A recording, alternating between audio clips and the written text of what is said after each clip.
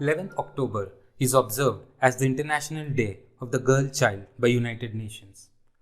And basically this is to raise awareness about the many issues that women face, including crimes against women.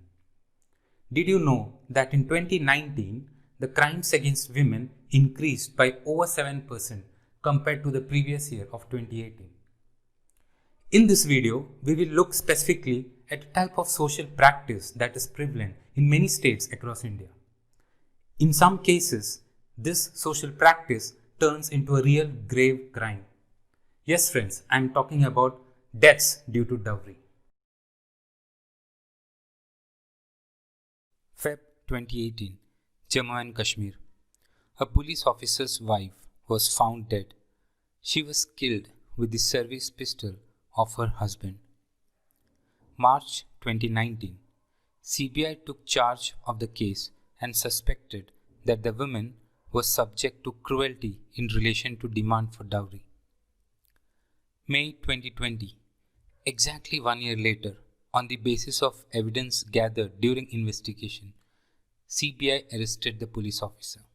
August 2019, Uttar Pradesh. Suvi, a resident of Ghaziabad, gets married to her husband Chand. July 2020, Suvi dies in a hospital after being thrashed by her in-laws. She was actually 6 months pregnant at the time of her death. Feb 2020, Bangalore. A 26-year-old Sushmita, a playback singer who gets married to Sharat Kumar, hung herself from the ceiling at her parents' home in Bengaluru. They were married for less than 2 years. The singer had sent a WhatsApp to her brother and mother before hanging herself. She accused her husband and his relatives of dowry harassing her in her death note. Police registered a case of dowry death, charging her husband and his relatives who are on the run after hearing about her death. Year 2013, Kerala. Tushara gets married to Chandulal, who is given gold worth rupees 1 lakh in dowry. Tushara's parents were struggling to keep the promise of giving additional rupees 2 lakh as dowry in cash, and they had attempted to pledge their house to keep up with the promise of dowry. Tushara was denied access even to meet her parents or talk to them. March 2019, Kollam in Kerala.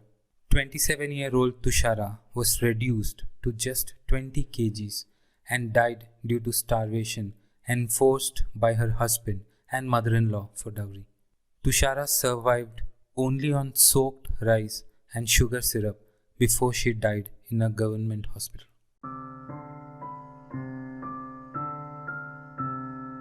As per the latest data available from NCRB, 20 women died in India due to dowry every day in the year of 2018. Of these 20, 7 women died every day in UP, closely followed by Bihar, where the number was 3 deaths per day. Now, some of you may argue that it is unfair to compare between states as the population varies by each state. Therefore, let me show you the data on death rate as provided by Crime Bureau. So, death rate will tell you the number of deaths per 1 lakh people. So now, if we look at the top 3 spots with highest death rates, we find Delhi there.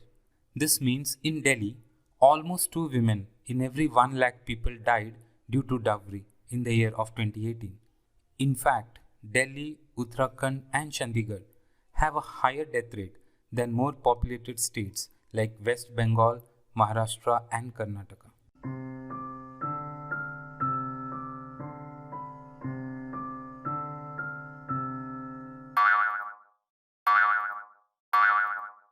Okay, so let us see what does our religious scriptures has to say about dowry. Let us start with Manusmriti or Manava Dharma Shastra, which is the ancient Hindu scripture that mandates the way of life for Hindus. It is like a code of conduct or a rule book. Let us see what Manusmriti has to say about the property rights of a woman. As per Manusmriti, while daughter has equal share as her brothers over property of her father, she has exclusive rights over property of her mother. The reason for this special treatment of women is to ensure that women are never at the mercy of anyone. To further ensure safety of women, Manusmriti recommended harsh punishments for those who rob away wealth of a woman, even if they are her relatives. So to summarize, Hindu scriptures clearly says that a woman has right over her property given to her by her family, and no one should snatch her possessions, including her husband. Now let us see what Manusmriti has to say about dowry. Manusmriti mentions that those relatives who rob away or thrive on wealth, property, vehicles, or dresses of a woman or her family are villiest of people. They are the real villains. Thus, any kind of dowry is a strict no-no as per Manusmriti. No one should dare attempt to even take away the property of a woman. As per Islam, meher is the money or possessions paid by the groom to the bride at the time of Islamic marriage. Meher establishes a bride's financial independence from her husband who has no legal claims to his wife's meher. Meher is also a way of livelihood for the bride in case of a sudden death, divorce, or other emergency. Christianity is no different and talks only about reverse dowry in the book of Genesis and Numbers from the Holy Bible. Reverse dowry, or what is called bride price, is where the groom's family has to pay dowry to the girl's family before marriage. This provides financial security for the girl and helps her to face difficult situations post-marriage. So that means dowry system existed in India even before the colonial rule by British, but not in the current format. Dowry was an institution in the pre-colonial era managed by women for women. In this system, parents of the bride gave wealth to her in the form of valuable gift. It was owned by the wife and managed by the wife. The wealth was in no manner meant for the groom. It gave the wife the required financial independence to manage her day-to-day life. So how did this social practice of ancient India take a U-turn? In 1793, the British brought the permanent settlement of Bengal under the leadership of Lord Cornwallis. Until then, all the land was owned by the state. The new Act of Permanent Settlement of Bengal led to private ownership of land by the tax collectors. This is the same act that created the system of zamindars or landlords in India. These zamindars were earlier tax collectors. In the evolved and later version of this act, there was a rule that women could not own any land. Once the British prohibited women from having any property rights, it meant that all the wealth that a woman got from her parents would be now owned by her husband instead. And the moment this system of husband owning the wealth of his wife was created, the traditional dowry system got converted into a menace, creating an institution of greed that oppressed, victimized, and suppressed women. Families started looking at the incoming bride as a source of wealth. Marriages started becoming more of a business deal where making wealth was easier. Male child became an additional source of income and female child became a financial burden on the family. Until 1956, women in India did not have the right to inherit property from their parents. It was only in 1956 that the Hindu Succession Act was amended, giving the right to women to inherit ancestral property. But again, those rights were not equal to those of men. Sons had an independent share in the ancestral property, while the daughters' shares were based on the share received by their father. It was only as recently as in 2005 when the Act were amended again, now providing women equal status with men in terms of ancestral property. However, in practice, the inheritance of the women is given to the groom and his family as cash and jewelry in marriage, leading to financial dependence on the husband or the in-laws. So to summarize, the prohibition of women from having any ownership over land is what gave birth to the social menace of dowry the way we know it today.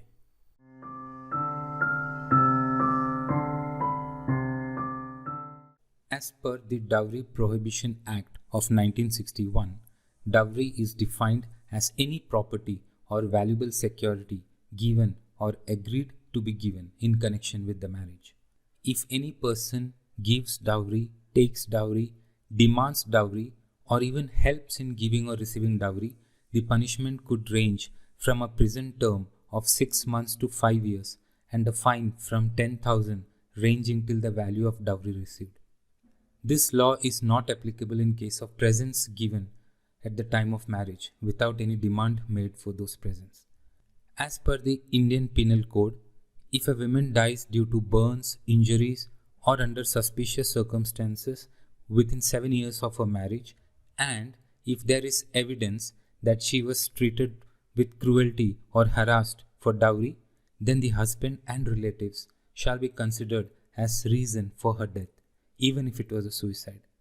Also, the Domestic Violence Act is a remedial law and provides protection to women from domestic violence. This act aims to remediate all forms of abuse, injuries, and harm imposed on a woman for dowry. Some of the common remedies under the Domestic Violence Act include protecting the women, staying separately, granting child custody, and providing compensation. Even with these laws, we still see dowry deaths happening with no major decline over decades. A law is only as good as its implementation. It can sometimes take up to 10 years for a case to go to court, and even inside the court, husbands and in-laws end up with no charges because the women and their families cannot prove the crime, as there are rarely any outside witnesses.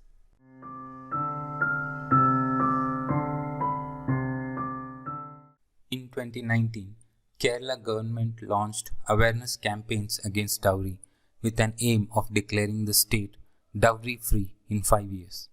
Mollywood actor Tovino Thomas had been made the Goodwill Ambassador of the initiative, and 26 November to be observed as Anti-Dowry Day. As part of the Anti-Dowry Day, a competition was of social media memes and trolls creating awareness against dowry was conducted. On similar lines, in October 2017, CM Nitish Kumar had launched a social campaign to curb the dowry menace in Bihar. The campaign included conducting surveys about how the youth feels about dowry. Same year, Deputy CM Sushil Kumar of Bihar had declared that his son's wedding will take place without any dowry, with the aim to send a message to the society. Now that is called leading by example. In my opinion, improving law enforcement against dowry and encouraging more people to report about dowry harassments to various law agencies needs to be encouraged. Secondly, more awareness initiatives is needed and more media coverage on the crimes committed, as well as more awareness sessions should be conducted by the media. Thirdly, reduce the greed for jewelry, right? Gold is a metal, and let that metal not decide the fate of a girl. And most importantly, it's up to the youth. The youth of this nation should learn to say a big no to dowry.